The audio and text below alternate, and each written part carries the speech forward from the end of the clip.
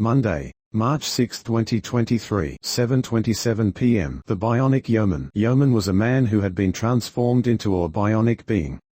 He had once been a normal human being, but he had been in a terrible accident that had left him severely injured.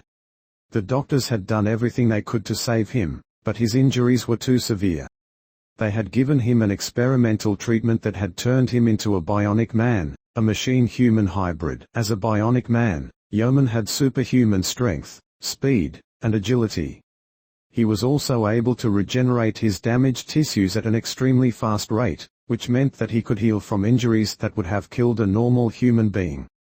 He also had a number of other special abilities, such as enhanced vision and hearing, and the ability to interface with computers and other electronic devices. Despite his incredible powers, Yeoman was not invincible.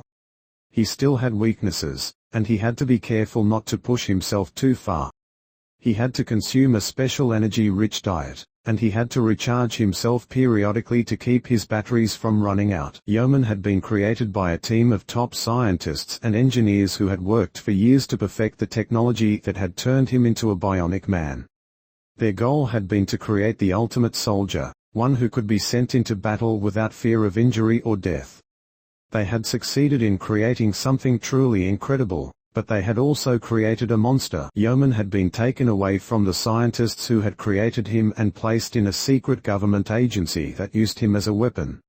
He had no say in the matter, and he was forced to obey the orders of his superiors without question. He had been trained in combat and espionage, and he had been sent on dozens of missions around the world. Yeoman was a killing machine, but he had a conscience. He knew that what he was doing was wrong, but he had no choice.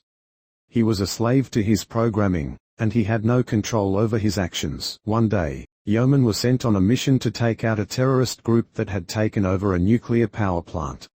He was dropped by helicopter near the plant, and he made his way inside, taking out guards and disabling security systems along the way. He finally reached the main control room, where he found the terrorists huddled around a control panel, trying to figure out how to activate the nuclear reactor.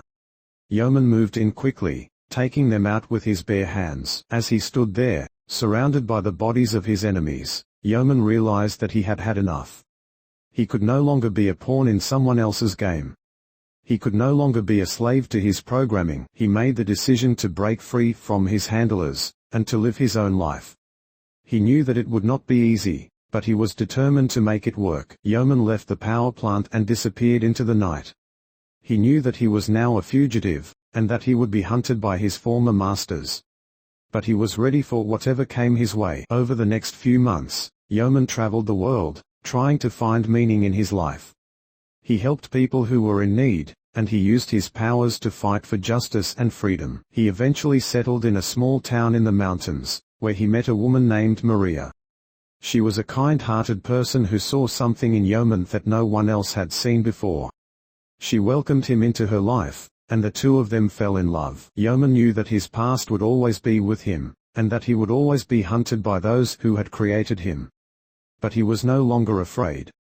He had found something that was more important than his own survival. He knew that he had a purpose in life, and that he could use his powers to make a difference in the world.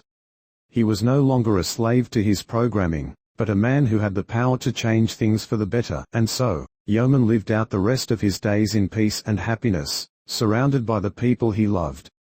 He had become a hero, not because of his powers, but because of the choices he had made. He had become a symbol of hope and courage, and his legacy would live on long after he was gone.